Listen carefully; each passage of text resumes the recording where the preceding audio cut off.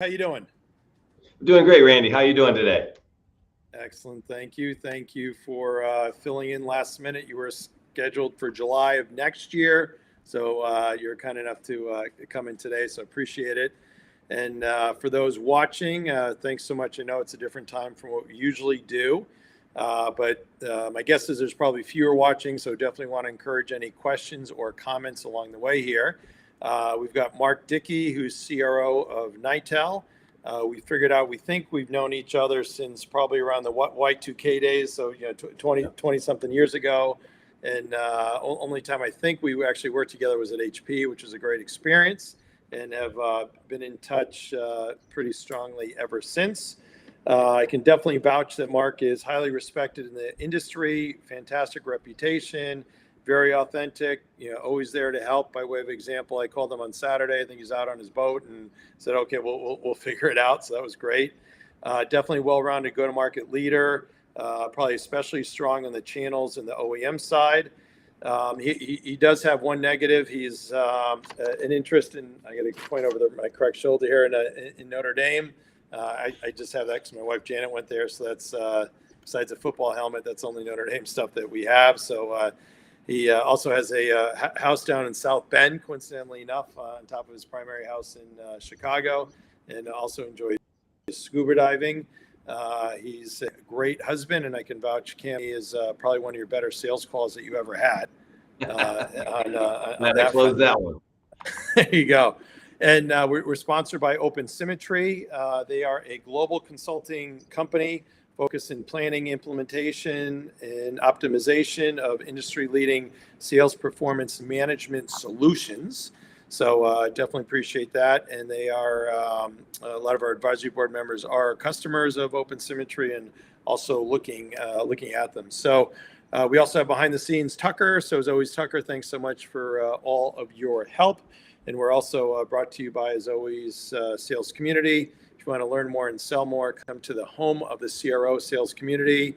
And Tucker, maybe you can post, if you go to salescommunity.com, you can actually see on the main website, we have something called Summer Free. So if you click on that, you can get a free year membership. If you click on the other one, then you can pay for it. So your call, whatever you want to do. So why don't we jump in, Mark, and tell us a little bit about your professional background, including, surprisingly enough, actually your first sales job, I think, in South Bend with Cincinnati Bell, right?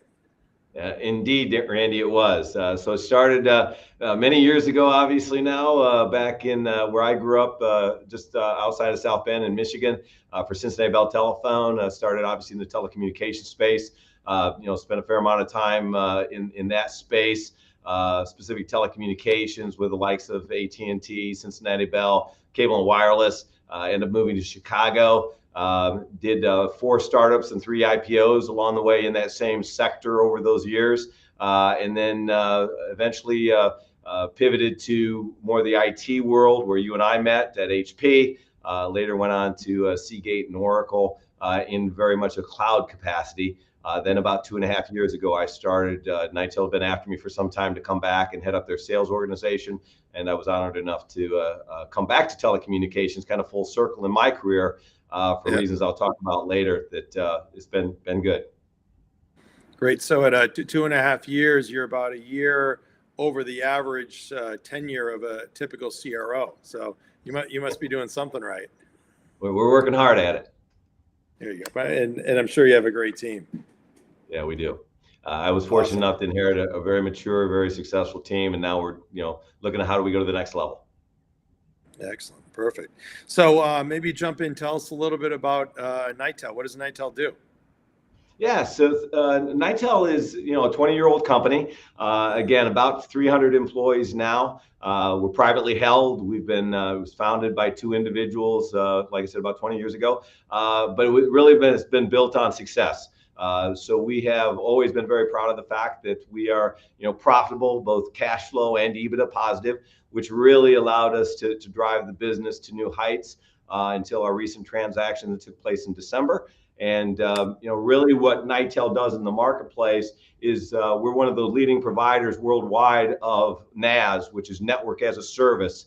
So many of you will know what SaaS and PaaS and IaaS are. Well, if you're looking at consuming the cloud, the problem is most times networks are not consumed the same way. And that's something we really specialize in, is helping network companies to the cloud. So not the NAS that we grew up with, network attached Not storage. network attached storage, no. This is network as a service. Right, it's got an extra A in it. There you go. And what type of customers do you sell to? Kind of who's your ideal customer profile?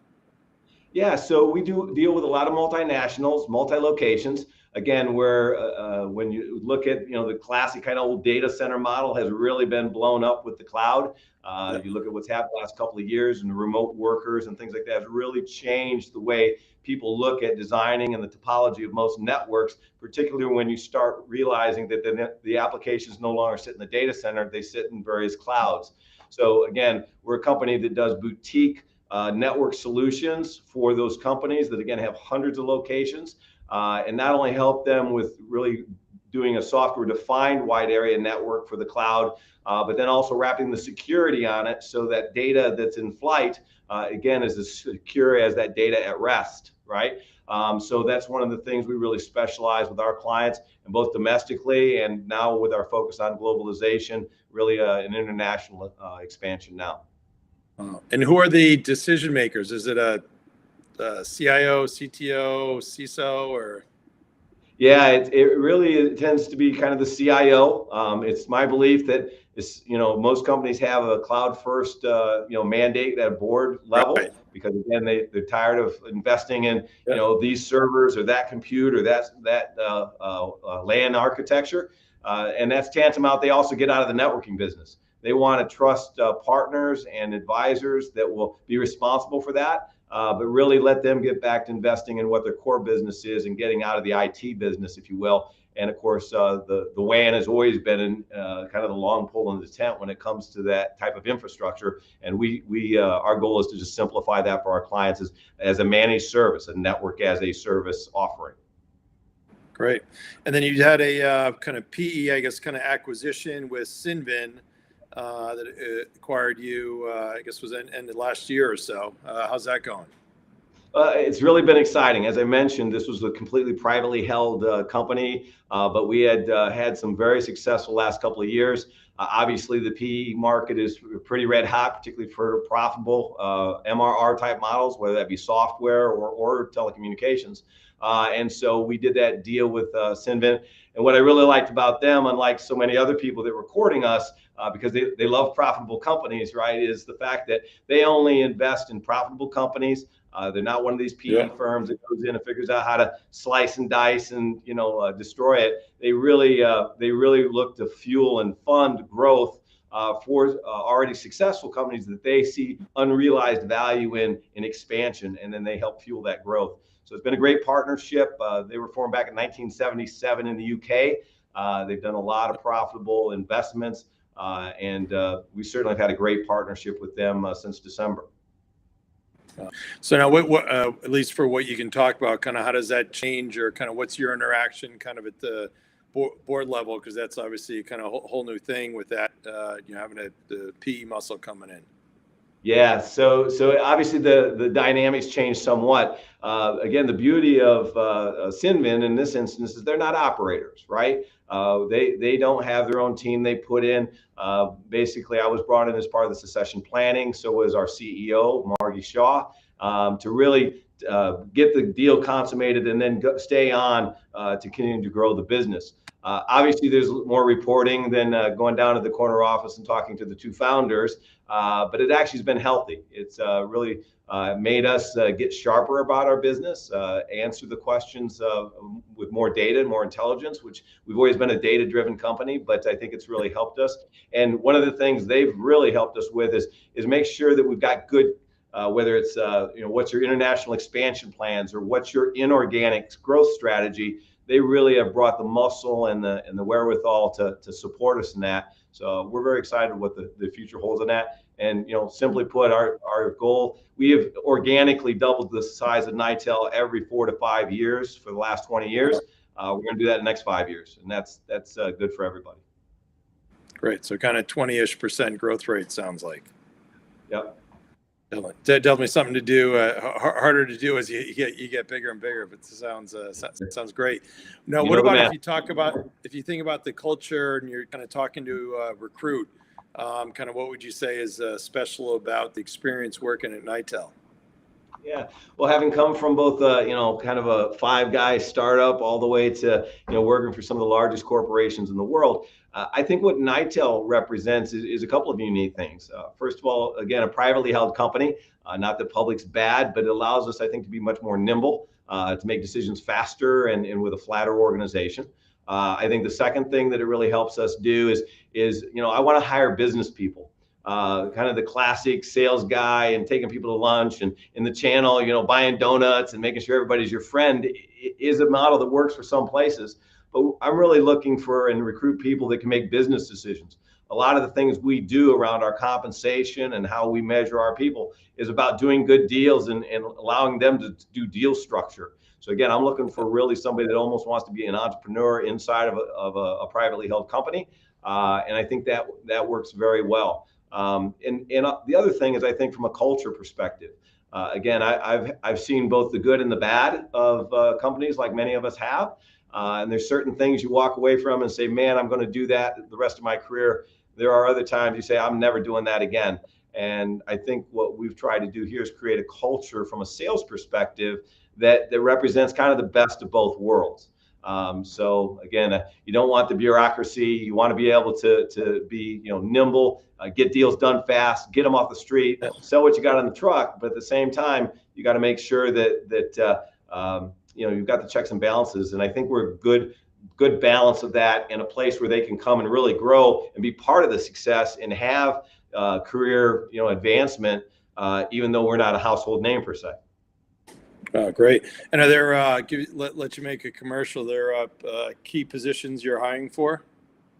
Yeah, so we have a number of key positions we're hiring for right now as far as regional channel directors. We've got openings in and around our technical solutions group we're looking for. And again, really that's driven because of the expansion model, right? Right. We've been very proud, and one of the things that I mentioned I was very fortunate to receive is, the company's been around 20 years, but I think our most tenured sales rep was the original sales rep who's been with us for 17 years. And people that have been here 12 years and 10 years, and unlike an AT&T where it used to be historically, you might have been a lifer, they're here. And I know, for myself personally, any self-respecting sales rep that stays with the company that long, there's only a couple of basic reasons why. It's because they're making money, they're selling something people want, and they're working with people they know, trust, like, and respect. And, Yep. I'd like to think that Nitel represents that. And that's why we've been very fortunate to have pretty low turnover in our sales organization compared to our contemporaries in this marketplace. Yeah, that's great. So moving on. So our title topic is compensation driving the behavior that you want. So one of those components that you use is seeking advice. Maybe talk about that. Yeah, as you and I were brainstorming about this, Randy, I think there was a couple of things that came to my mind when I think about compensation driving behavior. And the first one is, again, I'll be the first to say I've never met the perfect comp plan. However, a lot of us have a lot of good things we've seen. And when you're given the challenge of coming up with your annual compensation plan, many of us will draw from our own personal experience.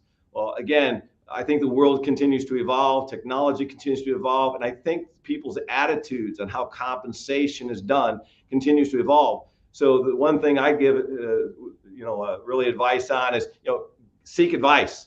And whether that's going to the sales community for a lot of great CROs and some of the best practices they have, or whether it's going out for an outside consultant, there's a number of different ways to do it. But I think relying on just your personal lens of your experiences may or may not be the best way to do it. So for instance, for us in February, we went through an exercise. Sinvin put us in touch with the Alexander Group, AGI. And we really stepped back from a comp plan that had been working very successfully for the last about 7 years, and really took the very best of that to retain our top talent, make sure we could attract them with a compensation plan that paid above average for successful people, and then also made sure that we had long-term retention components that, in my opinion, are pretty unique. Awesome. And then how do you make sure, obviously one of the key components of that is kind of paying on what matters most. How do you do that? Yeah, so one of the things we try to do is, our whole compensation plan is built on margin. Almost all compensation plans I'm aware of are all on revenue. And so I talked about the type of people we try to attract. We want to attract those business people that have the savvy and the business wherewithal, not to figure out how to get to the lowest price every time, but to do the right price for the partner and the customer. So, so we pay on what matters most, which to us, what drives EBITDA the best is margin in our business.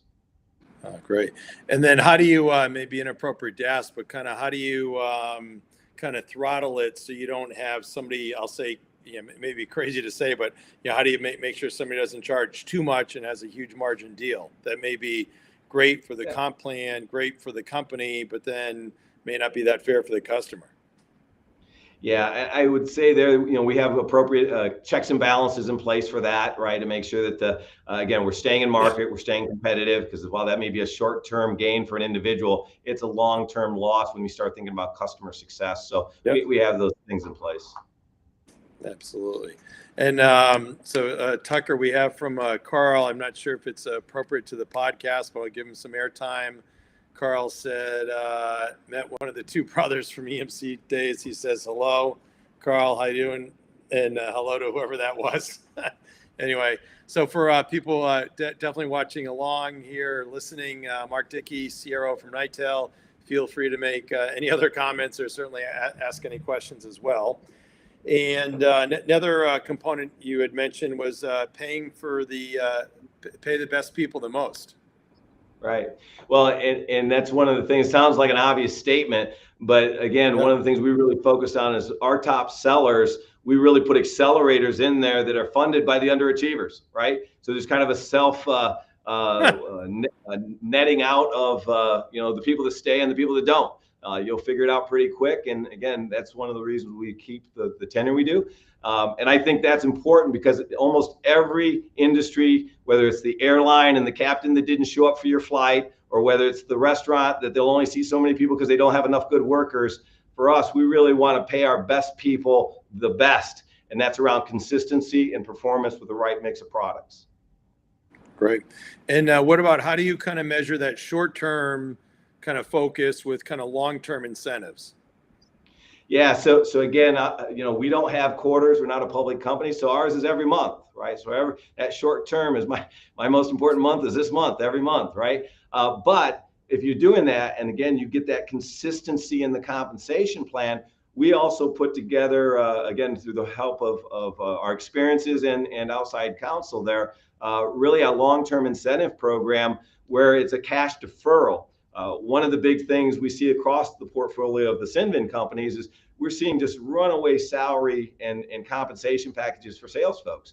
And when you really look at your cost model and your SG&A, it really can play havoc on it. So again, we're really trying to do not only pay people, for instant reward for instant, success, but we're also a big element is the long-term incentive that vests over time. We can't do IRUs or stock. But I think almost every good seller these days wants a piece of the action. And so one of the things we've come up with was a cash deferred program for that.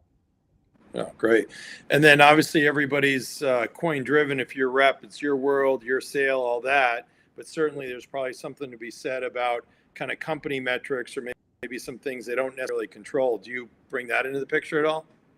Yeah, we absolutely do, Randy, because in that cash deferred program, we actually index that to the success of the company. So again, as that's vesting out, if the company's increasing in value because of the hard work they're doing, we want them to share in that. And I think that's a thing in our society now, right? People want a greater good. They want to be tied to something bigger than themselves.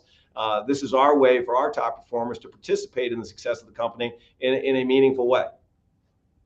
Well, it's awesome. So, I mean, at the end of the day, it's easier said than done, but, comp plan drives the behavior. So if you have the right comp plan, you get the right behavior and you get the right results, right? Right. That's what it's all about. All right. And then another big focus area that you have is around customer success. And that's, obviously something different, probably wasn't as much of a focus for, any of us, 10 years ago per se as the category. So maybe first just kind of define, how do you define the kind of just the topic or the area of customer success? Yeah, particularly in our industry, telecommunications, because it's always fixed term, fixed price contracts. There's kind of this attitude that once you become a customer of ours on a 3-year term, we kind of own you. And that's not us, that's telecommunications in general, right? And yet the whole notion that like SaaS, when it first came from the old, hey, pay $1 million for perpetual license and then we own you because of the maintenance of it. Now it's a subscription basis. And so whether it's a Netflix or it's your CRM or the way you buy a telecommunications network, there's this whole shift that it's not just about selling the customer. It's almost more valuable to keep the customer. In fact, it is more valuable to keep the customer. And that's one of the things Cinven really opened our eyes to that was different than a founder-based company. Because a founder-based, if we couldn't get our money back in, let's say, 90 days, we didn't do the deal. But when we look at the life cycle of our average customer, which is over 8 years, once I get them the first time and I do a great job, they're going to re-up again and again. And that's called, the long-term value. And that's really the mindset that we're trying to shift to so that all of our customers and our partners that work in our ecosystem have that, what we call attitudinal loyalty as opposed to behavioral loyalty. And that's really how you drive customer success and extract the long-term value, not just the transaction one time or maybe over a period of time, but over the get the full share of wallet. And you see this, the software companies really perfected this. And we're really trying to adopt that from a network perspective. Wow, that's great. And what are kind of any objective metrics that you kind of put in place around that, customer success metric? I would assume, net retention revenue and kind of things like that. Yeah, it's all about net retention revenue, right? Because again, every single month you add a certain amount of new revenue, right? On top of your base, which is why these PE companies love these kind of up and to the right only models, because it's almost recession proof. So you see a lot of money being poured into that right now. However, if you have a churn problem, if you're losing even 2% of your base in an MRR model, it's a mathematical fact at some point you will no longer be able to outsell churn.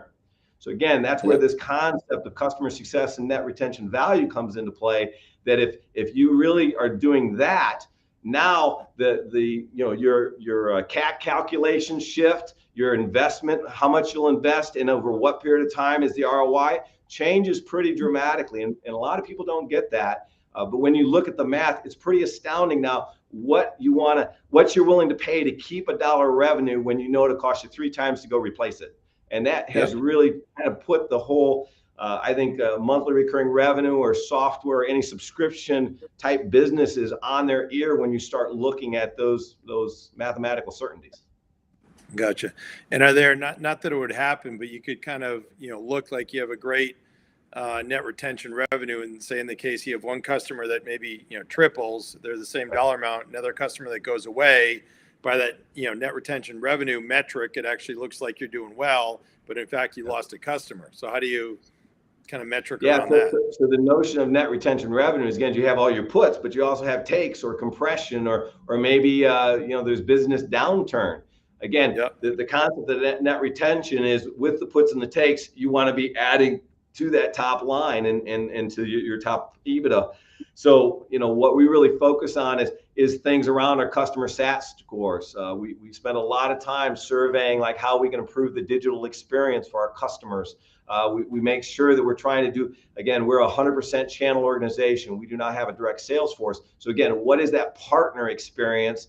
And how do we make sure that again, given an equal choice, again, I start gaining attitudinal loyalty like Apple has or Mercedes-Benz has or those type of companies, because all things equal, I'm going with that brand as opposed to going someplace else because it's the same price for a gallon of milk, but it's on my way home, as opposed to going someplace where I'll have a better experience, like maybe at Whole Foods. Gotcha. As long as you didn't say gallon of gas, so. Right. So I mean, you've been super strong in partner your whole career. Kind of how do you look at partnering at Nitel? I know you said you're 100%. Yeah. So our model, we sell both wholesale and into enterprise, as I mentioned earlier, but we don't have a direct sales force. So one of the things coming from my last experience where channel conflict was a daily occurrence and everybody was basically trying to blow up each other's deals in the same business. That was something I was very careful when we came in to make sure we didn't do. The other thing I think is very powerful about that, and again, it's a very common model, so I'm not really saying anything new here, but one of the things we try to take a view to is any given customer is, of course, worth a lot and has a value, but a partnership will bring you 10 of those. So again, if you focus on having both as experience and really force multiply that cost of sale by taking care of partners and customers, again, the partner will bring you 10. A customer, anyone may come or go, or get bought or bankrupt, et cetera. There's things outside of their control. But so we really focus on that channel experience because of that one to many. Gotcha. And then are they traditional kind of VARs, SIs, telco partners? What type of partners do you have? Yeah, so about 60% of our revenue comes from the channel, and by that I mean, it's really kind of the classic telecom, agent who's out there working with customers, have established relationships, and have a customer that's trying to go from kind of maybe a private cloud in a data center, and they're really trying to lift and shift to a hybrid or public cloud model. They'll bring us in for that. We do a lot of business also. 40% of our business basically comes through our wholesale channel. Because we actually sell and provide services to some of the biggest household telecom companies in the world. So we're pretty proud of that. And then we also have a new alliances initiative, which really is focusing on going after those MSPs that are steeped in really doing the digital transformation and rewriting applications. And again, their projects are always contingent on how fast they can, take a petabyte of data from here and move it to the public cloud. And yet oftentimes the network's the last thing considered. So they're trying to, I call it, trying to fill up the swimming pool with a cocktail straw. It doesn't work very well. So again, we make sure we have that right sized. And those are kind of the three routes to market we use, again, all in direct through those various partnerships, because we just really didn't want to have at this point in our development any type of direct or channel conflict. Great. Any favorite channel partners you want to give shout outs to? We work through a lot of the TSDs. So I just was out in Salt Lake City last week with Teleris, but Sandler, AppSmart, there's a whole litany of them. They're like my children. I have to love them all. So there you go. We do a little business with some than others, but that's okay. My job is to get that fixed. There you go. Okay, tried to stump you there. Didn't quite fall for it. Now, kind of shifting gears here. On the diversity side of things, any kind of best practices that you do or your company does? Yeah, I think as a company and society in general, right? Diversity and inclusion have become a big topic. It's a boardroom topic these days, right? And again, while we're not a publicly traded company, I think one of the things Cinven has raised our awareness around is really about some of those. We actually are now tracking those metrics as a company. And there are studies tied to the fact that the more diversity and inclusion that you have, the more successful you'll be. Well, Cinven understands that. And so, I think it's really great. This is the first time in my career I've worked for a female CEO, Margie Shaw. Again, she and I had never met in our past careers, but we really have made a great partnership together, I think, now as far as driving the business forward. So that's one of them. We have a number of key executive positions that come from very diverse backgrounds. And again, I've always believed in the notion that there's wisdom in a multitude of counselors. And, I think that diversity really gets to the heart of that. When you get different people's perspectives, you'll probably end up with a better decision than if you just go with what you know, because that's your personal experience. That's great. So you've worked with big companies, small companies. If you take probably two of the bigger companies would have been Oracle and HP. So if you take a look at them, any kind of lessons learned or best practices that you've taken from there to Nitel? Well, there's a lot of experiences I could talk about, as you know, but no, I think there's some great ones. I was so impressed with Oracle, the way, literally by eating their own dog food, using their own systems, a company that size that could close their books in a day. That really taught me the importance of having good data and good systems. So as, again, I came into a smaller company, obviously with Nitel, tried to take some of those best practices and to say, hey, how do we do that?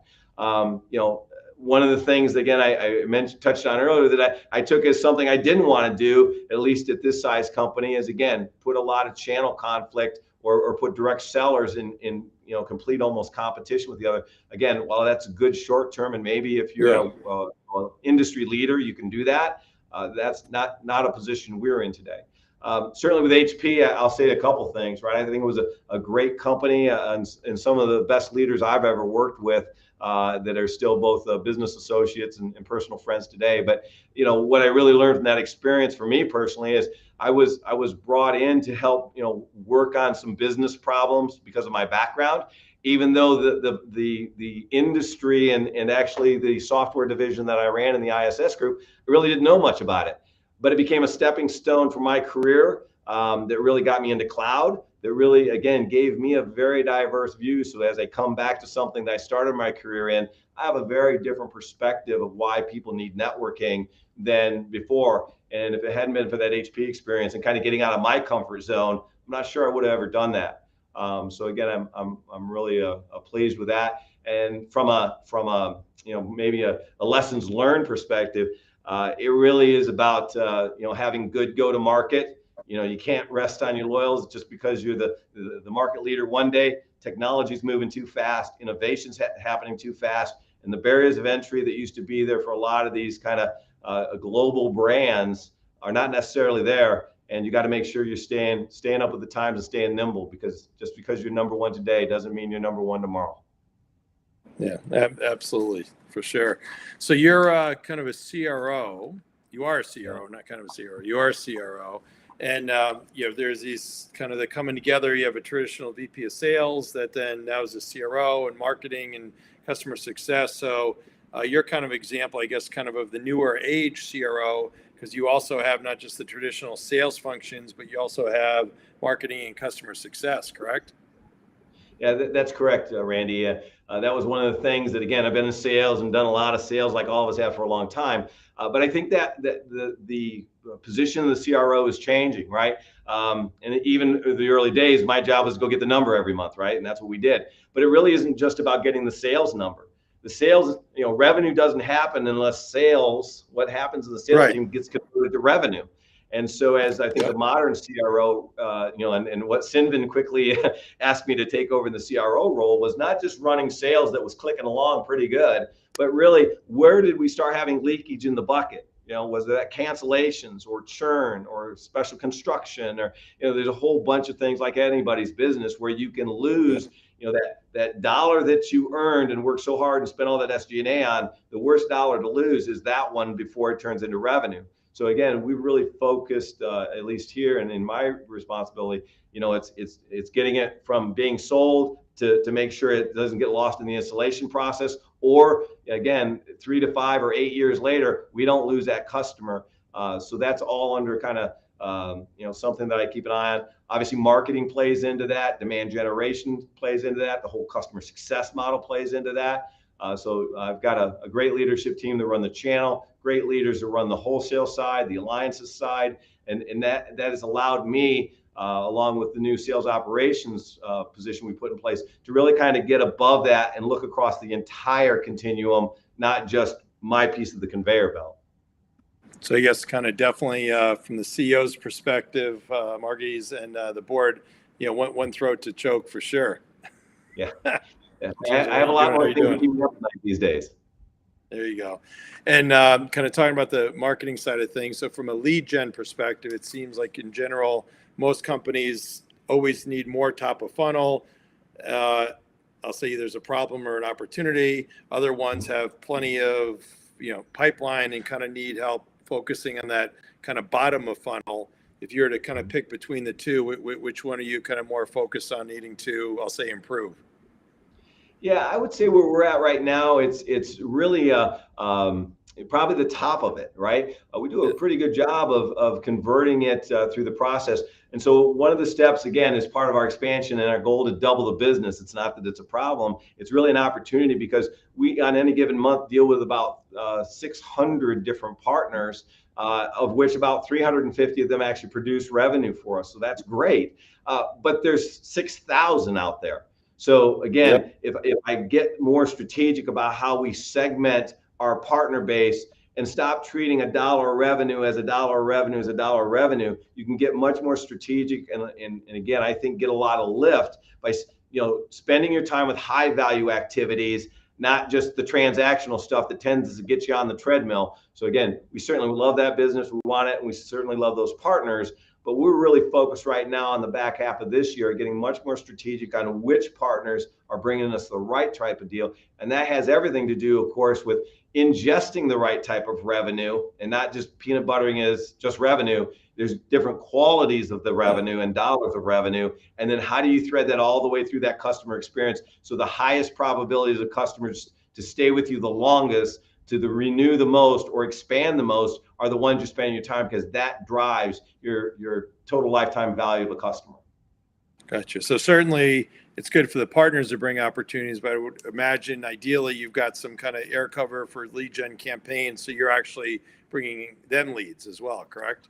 Yeah, that's kind of one of the lessons I learned is obviously we want to go do that, and they bring us, because again, I can't go knock on the door myself. I want to try to leverage that one to many, but we also do a fair amount of leads that come into us, and then how do I pass that candy out to them? Because that's really how you get that flywheel going, particularly with those strategic partners, so that again, I get that attitudinal loyalty again, that all things given equal, they'd rather give us an at-bat than maybe my competitor. Great. What about maybe some sales leaders that you respect, and why? Well, there's a long list of those, right? I really have been blessed all through my career, Randy, to know people like yourself, Bill Swales, there's been some Patrick Schutt. There's just so many people that I've relied on, to really help me get where I'm at. And so I there's a lot of things, everything to my first sales manager, that my sales training was, here was the phone book, here's a brochure. My sales training was, go find people in there that need this. And I swore from that point on, that valuable lesson Ken taught me, we've never had a sales training since under my watch that was that. So again, very much like the EMC days and things like that, very structured, very organized, to put people on a path of success and not just make them go figure it out on their own. And those type of leaders really helped instill some of that stuff in me. Awesome. Actually, by chance, Swales is coming to our dinner that we're doing in Chicago with you next week, next Tuesday night. So you get to see him. Yep, we're looking forward to it. Some others too. What about talking about? We certainly have both seen the kind of sales ops function evolve. Now a lot of people call it rev ops. Kind of what do you think about that function and the importance these days? Well, I think it's an absolute critical function, right? You just take the evolution of sales over the last 20 years or so we've been in it, right? It used to be kind of keep your forecast in a bar napkin, and you could keep it tucked in under your pillow, and made sure you made your number every month, right? Well, it's really evolved past that, right? When you go back to customer success and customer intimacy, that starts at the beginning, before a customer in our model, before they even talk to one of my sales guys, when they hear Nitel, the first thing they're going to go do is look it up, because they've never heard of us. So we got to make sure that everything from how many touches, how many times are we getting pinged, how many times are we getting in front of those people that were inspected us. And to me, the whole function that the sales operation or revenue operations is turned into is really getting out of the just, hey, did we hit a number and track that, kind of looking through the rear view mirror. It's now using things like artificial intelligence, better data analytics, things that again, ways of looking at sales to predict future success or problems. I think that's where that has really evolved into. We just hired a senior person in that role recently. Again, because we're evolving and scaling our model, it's hard for me to predict the future if I don't have both the kind of looking out with the high beams on, the low beams on, and understanding where I came from.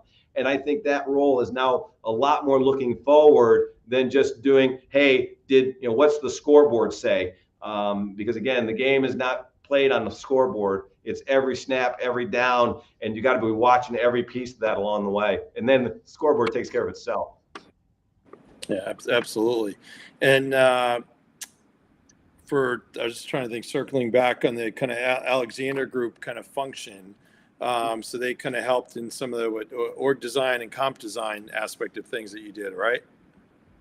Yeah, no, we were fortunate enough to work with Mike Burnett and some of his team, really going through, and the goal wasn't to blow it all up. Again, we had just gone through a pretty massive cultural shift, going from a founder based and very much kind of a family to more of a commercial, and again, still have a great culture and that good feeling, but a little more pressure in the performance, and we're playing at a different table now, right?